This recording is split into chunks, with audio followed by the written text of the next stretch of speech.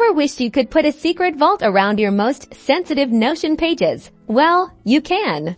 To lock down your Notion pages, we'll be using Notion's built-in sharing features. This is perfect for confidential projects, personal notes, or any information you want to restrict access to. First, open the Notion page you want to protect. In the top right corner of your Notion page, you'll see a Share button. Click this to open the sharing menu. This is where we control who can see and interact with your page.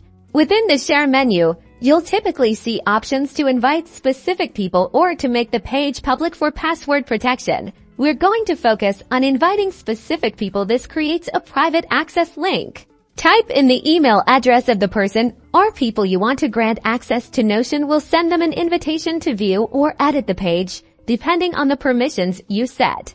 Before you send the invite, make sure you select the appropriate permission level for viewing. Sensitive information can view is usually best if they need to make changes. Choose Can Edit. The key here is to only invite people you trust with this information.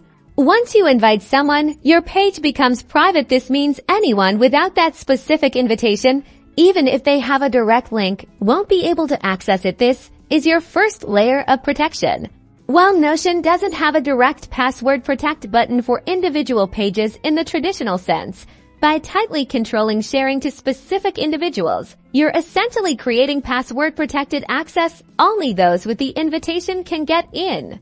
To be absolutely certain, after sharing, you can always go back to the Share menu and double-check that the page is not set to public access or any broader sharing settings. This ensures your sensitive information stays out of the wrong hands. Keep those secrets safe.